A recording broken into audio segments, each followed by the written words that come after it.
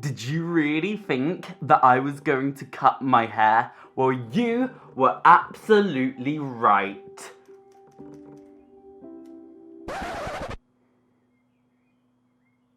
I really hope that this video gets over 1,000 views. Play the 2 minutes trans topic intro.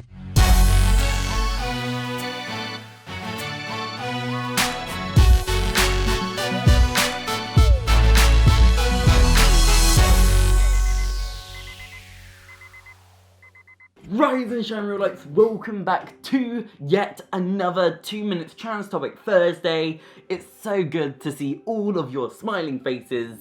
Today's video, of course, if you haven't already guessed, is about hair. And to dive into that even deeper, we're going to be talking about the one tip which will guarantee that you will be able to get shorter hair. But before we dive into that, this is for more of the FtM community. I myself am MTF.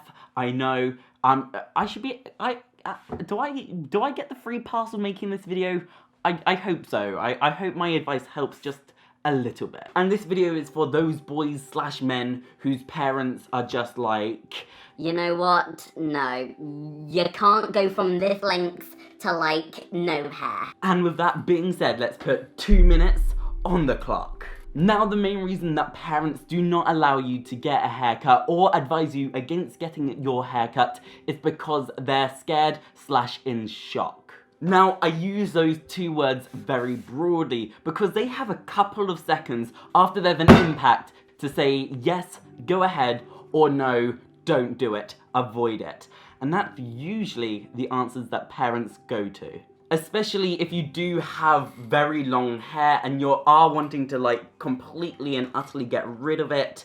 That is a very, very big shock to a parent. Now, usually when it comes to trans advice, I always say confidence is key. And yes, confidence is very important on how you say it.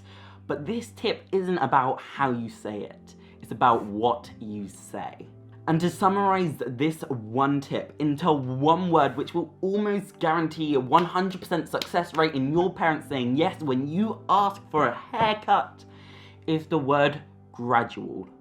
You want to have gradual haircuts. Let me expand.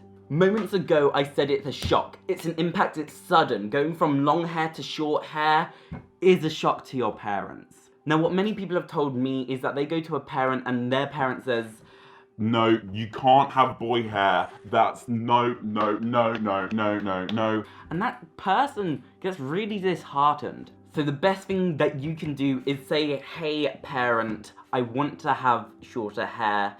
I've told you that I'm trans and I want you to support that. I understand that if I went really short hair really quickly, it would be a lot for you to handle. Can I cut my hair halfway? Now, it doesn't have to be halfway. It can be 3 inches off, it could be 2 inches off, it could be 1 inch off. And at the end of the day, any amount of hair gone from what it originally was is a step in the right direction.